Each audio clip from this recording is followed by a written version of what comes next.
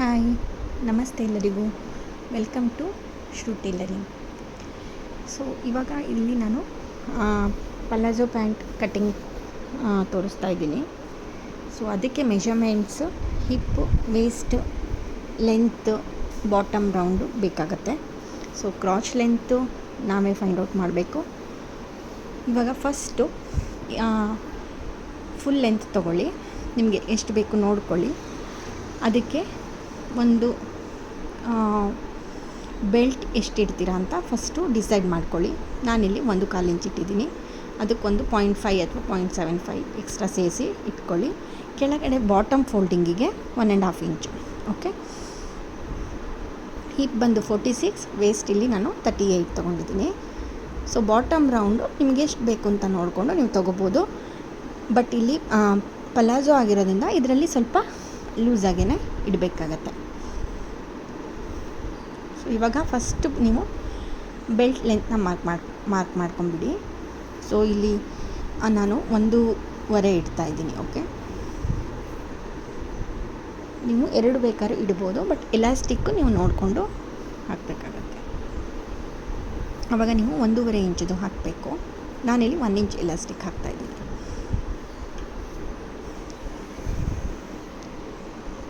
ಆಮೇಲೆ ನಾವು ಮಾರ್ಕ್ ಮಾಡ್ಕೊಂಡಿರೋ ಲೈನಿಂದ ಫುಲ್ ಲೆಂತು ಮಾರ್ಕ್ ಮಾಡಬೇಕು. ಓಕೆನಾ? ಸೊ ಇವಾಗ ಕ್ರಾಚ್ ನಮಗೆ ಎಷ್ಟಕ್ಕೆ ಬೇಕಂತ ನೋಡ್ಕೋಬೇಕು. ಕ್ರಾಚ್ ಲೆಂತ್ ಅದಕ್ಕೆ ನಾವು ಹಿಪ್ ಡಿವೈಡೆಡ್ ಬೈ 4 ಮಾಡ್ತಾಯಿದ್ದೀನಿ. ಓಕೆ, ಸೊ ಇಲ್ಲಿ 11.5 ಬಂತು. ಅದು ನಮ್ಮದು ಕ್ರಾಚ್ ಲೆಂತ್ ಆಗಿರುತ್ತೆ. ಬಟ್ ಏನಂದರೆ ನೀವು ಅಬೌವ್ 40-42 ಎಲ್ಲ ಇಡೋದಾದರೆ ಅದಕ್ಕೆ ಪ್ಲಸ್ 1 ಇಂಚಷ್ಟು ಸೇರಿಸ್ಬೋದು. ಏಕೆಂದರೆ ಆವಾಗ ನಿಮಗೆ ಮೂಮೆಂಟಿಗೆ, ಲೆಗ್ ಮೂಮೆಂಟಿಗೆಲ್ಲ ಈಸಿಯಾಗಿರುತ್ತೆ.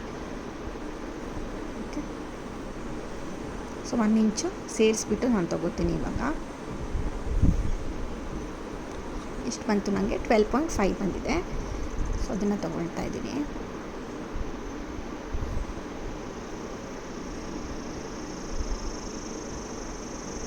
ಸಾರಿ, 13.5 ತೊಗೋಬೇಕು. 12.5 ಬರುತ್ತೆ. 46 ಡಿವೈಡೆಡ್ ಬೈ 4 ಮಾಡ್ತಾಯಿದ್ದೀನಿ.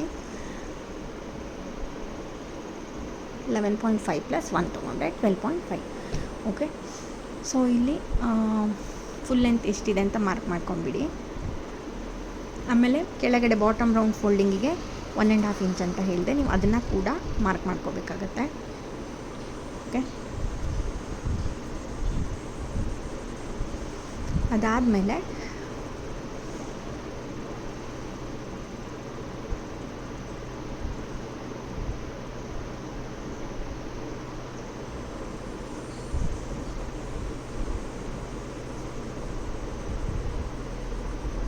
ಥರ ಮಾರ್ಕಿಂಗ್ ಆಯಿತು. ಸೊ ಇವಾಗ ಕ್ರಾಚ್ ಲೆಂತ್ ಏನು ಅಲ್ಲಿ ಒಂದು ಮಿಡ್ ಪಾಯಿಂಟ್ ತೊಗೊಳ್ಳಿ.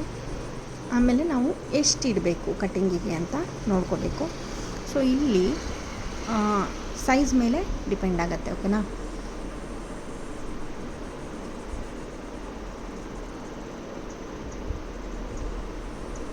ಫಸ್ಟ್ ಬಂದು ವೇಸ್ಟ್ ಪೋರ್ಷನಲ್ಲಿ ಎಷ್ಟು ಇಡಬೇಕು ಅಂತ. ಸೊ ಇಲ್ಲಿ ನೀವು ವೇಸ್ಟನ್ನ ತೊಗೊಳ್ಳೋ ಅಗತ್ಯ ಇಲ್ಲ. ಲೂಸಾಗಿ ಕೊಡೋದ್ರಿಂದ, ಎಲಾಸ್ಟಿಕ್ ಹಾಕೋದ್ರಿಂದ ಹಿಪ್ ತೊಗೊಳ್ಳಿ, ಡಿವೈಡೆಡ್ ಬೈ 4 ಮಾಡಿಕೊಂಡು ಮಾರ್ಕ್ ಮಾಡ್ಕೊಳ್ಳಿ. ಓಕೆನಾ? ಸೊ ಇಲ್ಲಿ ಬಂತು 13.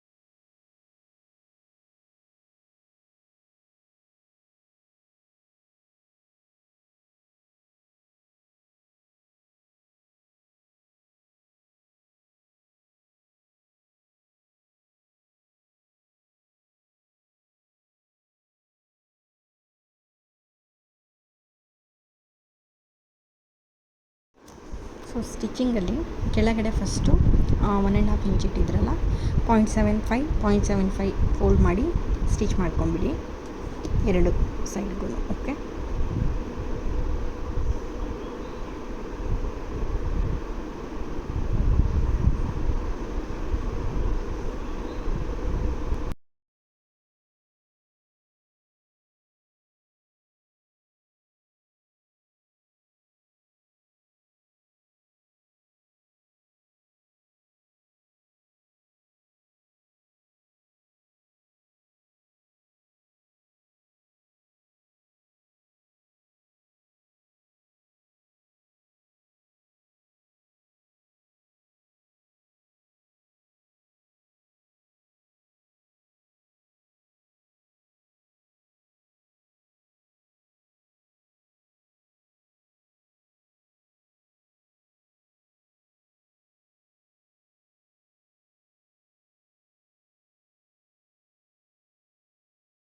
ಅದಾದಮೇಲೆ ಈ ಥರ ಒಂದನ್ನು ಈ ಥರ ರೈಟ್ ಇಡಿ, ಇನ್ನೊಂದನ್ನು ಅದರ ಮೇಲೆ ರೈಟ್ ಇಟ್ಬಿಡಿ.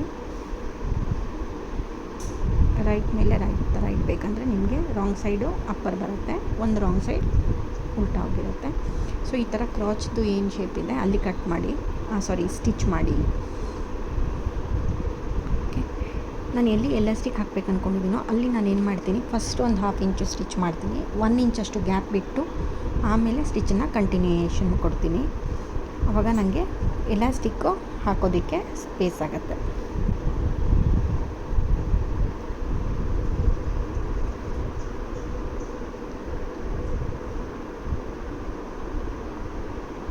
ಓಕೆ, ಈ ಥರ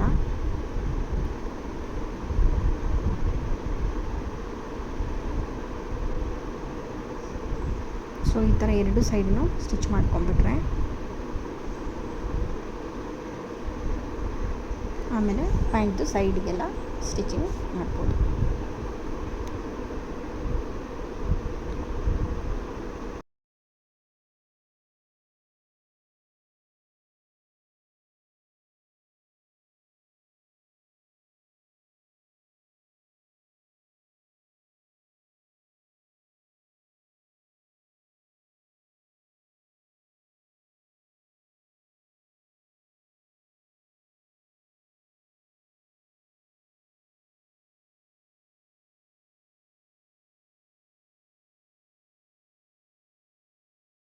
ಎಲ್ಲ ಆದಮೇಲೆ ಈ ಥರ ಬರುತ್ತೆ.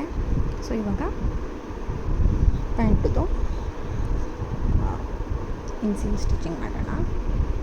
ಓಕೆ,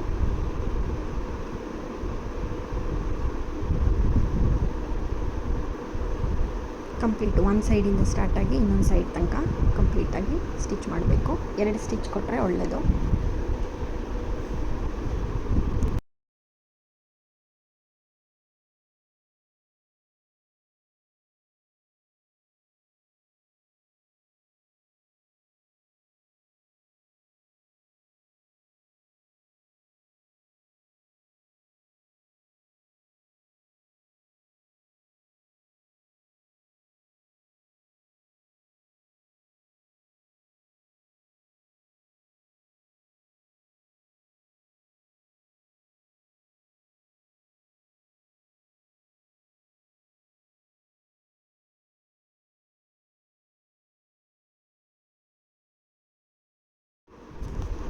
ಸೊ ಆಯಿತು.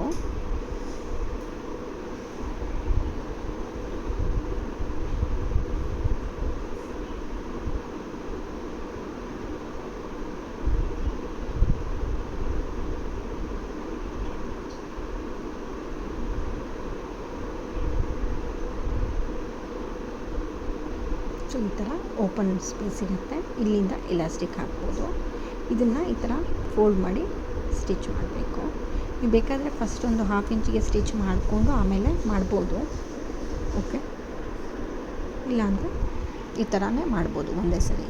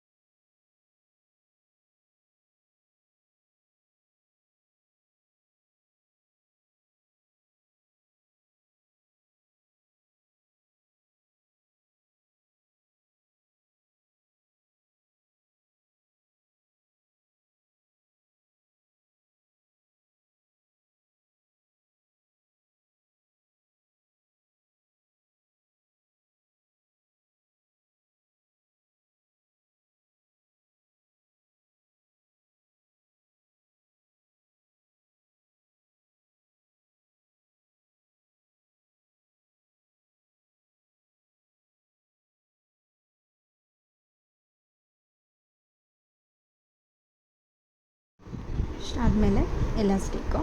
ಸೊ ಇಲ್ಲಿ ಎಲಾಸ್ಟಿಕ್ಕಿಗೆ ವೇಸ್ಟ್ ಬಂದು 38 ಅಂತ ಹೇಳಿದ್ದೆ ಅಲ್ಲ, ಅದರಲ್ಲಿ ಒಂದು 2-3 ಇಂಚಸ್ ಮೈನಸ್ ಮಾಡಿ ತೊಗೊಂಡ್ಬಿಟ್ರೆ ಆಯಿತು. ಸೊ ನಾನಿಲ್ಲಿ 36 ತೊಗೊಂಡಿದ್ದೀನಿ, ಯಾಕೆಂದರೆ ಹಾಫ್ ಇಂಚು ಸ್ಟಿಚಿಂಗಲ್ಲಿ ಹೋಗುತ್ತೆ.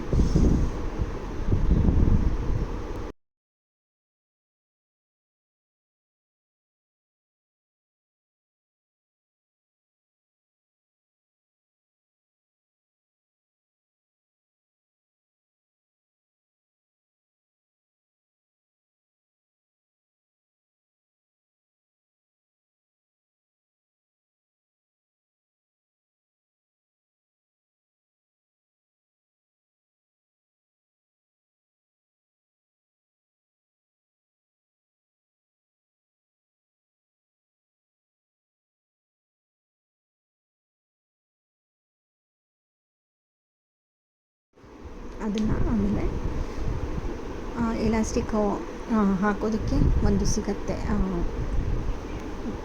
ಟೂಲು, ನೀವು ಅದನ್ನು ಕೂಡ ಯೂಸ್ ಮಾಡ್ಬೋದು. ಇಲ್ಲಾಂದರೆ ನಾನು ಪಿನ್ನನ್ನು ಹಾಕ್ಬಿಟ್ಟು ಯೂಸ್ ಮಾಡ್ತಾಯಿದ್ದೀನಿ. ನೀವು ಲಂಗದಲ್ಲಿ ಲಾಡಿ ಎಲ್ಲ ಹಾಕೋತೀರಲ್ಲ ಹಾಕಿ. ಓಕೆ, ಅಷ್ಟೇ ಆಯಿತು ನಮ್ಮದು pant cutting stitching. Thank you.